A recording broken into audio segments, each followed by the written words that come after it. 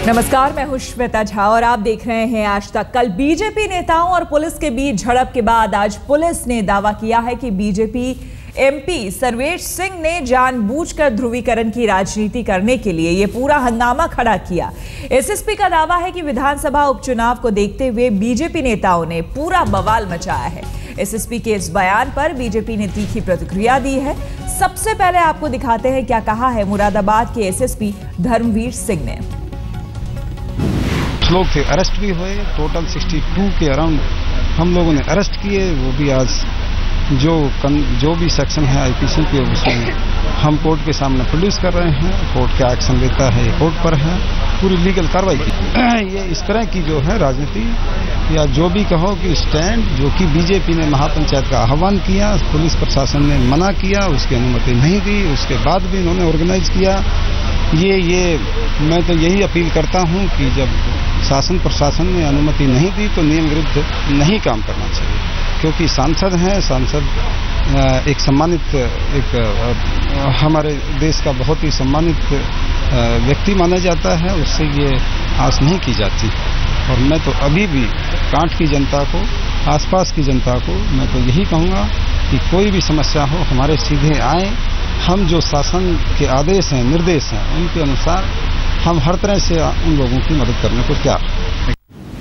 और आपको बता दें कि ये पूरा मामला तब तूल पकड़ा था जब बीजेपी विधायक संगीत सोम समेत 4 सांसदों को पुलिस ने हिरासत में ले लिया था।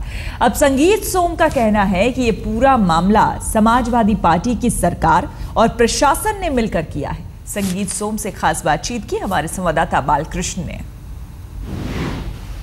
मुजफ्फरनगर को लोग अभी भूले नहीं हैं, लेकिन उत्तर प्रदेश में एक बार फिर से स्थिति तनावपूर्ण है। मुरादाबाद में एक छोटी सी घटना को लेकर बड़ा बवाल मच गया है। हमारे साथ हैं संगीत सोम, जिनको पुलिस ने इस मामले में हिरासत में लिया था। संगीत जी, ये बताइए, जहां पर भी बवाल हो, जहां पर भी तनाव हो, वहां पर संगीत सोम हो, ऐसा क्यों जरूरी? यही चीज़ मैं आपसे पूछना चाहता हूँ, आखिर पूरे उत्तर प्रदेश में ये बवाल क्यों है? आखिर पूरे उत्तर प्रदेश में ये सब कुछ क्यों हो रहा है? और मैं आपकी जानकारी के लिए बता दूं कि मैं कल वहाँ गया था। वो तो पार्टी के द्वारा एक पंचायत बुलाई गई थी, उसमें और लोग भी गए थे, सांसद भी थे हमारे, और लोग एमएलए भी थे, सभी लोग गए थे, अकेला मैं नहीं गया था। लेकिन सरकार पूरा मैनिपुलेट करके इस तरीके का बवाल कराती है। अब बाई दी वे वहाँ मैं होता हूँ। महापंचायत की अगर परमिशन नहीं दी थी एडमिनिस्ट्रेशन ने, तो क्या ज़रूरत थी कि आप महापंचायत करें? जिद पड़ जाए कि महापंचायत करेंगे चाहे इसके लिए बवाल करना पड़े? नहीं, बवाल जैसी हमारी, आपने कहा अभी बवाल करना पड़े, बवाल जैसी हमारी कोई इच्छा नहीं थी, ना कोई बवाल का मामला था। देखा कितना कुछ हुआ है। हम लोग जहां इन्होंने कहा कि यहाँ धारा 144 यहाँ से आगे लगी है, इन लोगों ने वहीं से हिरासत में ले लिया, हम वहाँ से वापस चले गए। और आपकी जानकारी के लिए मैं बता दूं, जहाँ ले जाके इन्होंने बंद किया, एक टीन शेड के नीचे दो एमपी और एमएलए और सबको टीन शेड के नीचे इन्होंने कई घंटे रखा। वहाँ कोई पंखा नहीं, कोई पानी नहीं, कोई पूछने वाला नहीं, हजारों लोग रखे वहाँ इन लोगों ने। संगीत जी, सब लोगों ने देखा स्टेशन पर जिस तरह से बवाल हुआ, पथराव हुआ, पुलिस के साथ ट्रेनों को रोका गया, वहाँ पर रेलवे की संपत्ति को नुकसान पहुँचाया गया। इस सब के लिए आप लोग जिम्मेदार नहीं हैं क्या? बिल्कुल नहीं, इस सब के लिए समाजवादी पार्टी जिम्मेदार है। और समाजवादी पार्टी को लोगों की भावनाओं को समझना चाहिए। और लोगों की भावनाओं को समझते हुए, क्या समाजवादी पार्टी को नहीं पता था कि आप यहाँ पूरी व्यवस्था करें, इस तरीके की कोई इस तरीके की प्रॉब्लम ना आए? क्यों नहीं व्यवस्था करी उन्होंने? क्यों लोग उग्र हुए? क्यों लोगों पे लाठी चलाई? लोग पंचायत में जो जा रहे थे उन पे लाठी चलाई, तब वो सारा कुछ हुआ है ना।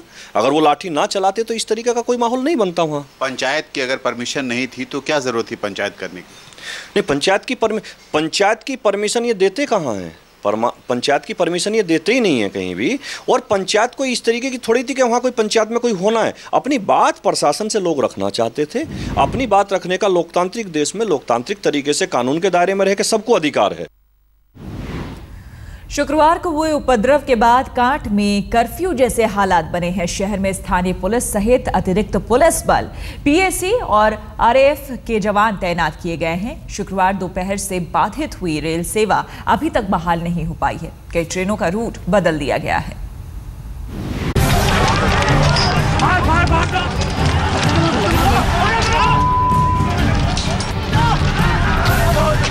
शुक्रवार को यूपी के मुरादाबाद के कांठ में पुलिस और जनता के बीच जबरदस्त टकराव हुआ। धार्मिक स्थल से लाउडस्पीकर हटाने के बाद सियासत की खातिर बीजेपी नेताओं ने पंचायत बुलाई, लेकिन इलाके में पहले से लागू धारा 144 के चलते इसे रोक दिया गया। पहले ही मुजफ्फरनगर दंगे के आरोपी बीजेपी विधायक संगीत सोम सहित 4 बीजेपी सांसदों को हिरासत में ले लिया गया। इसके बाद शहर में गुस्सा फूट पड़ा।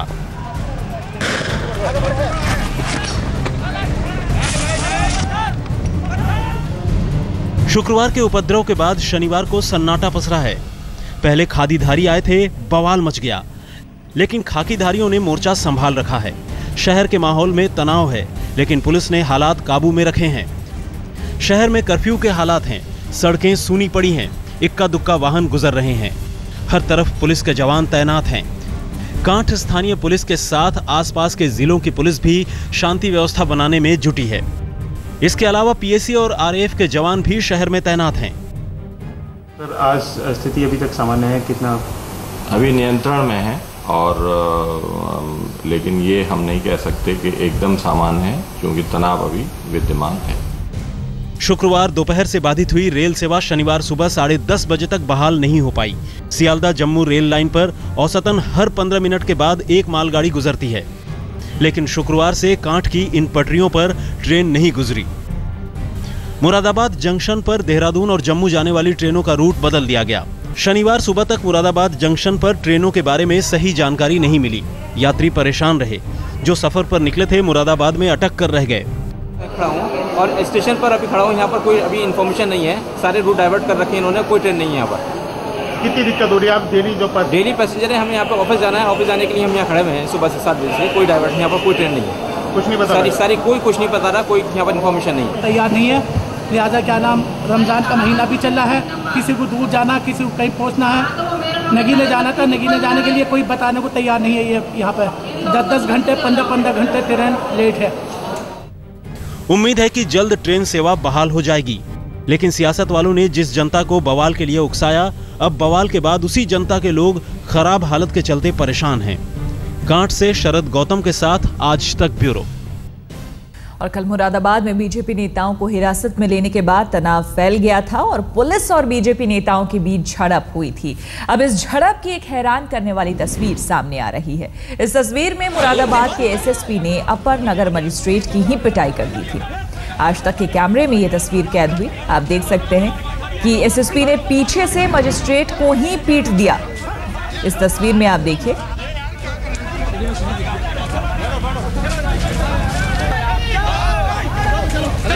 और उन्हें लगातार कई थप्पड़ भी जड़ दिए।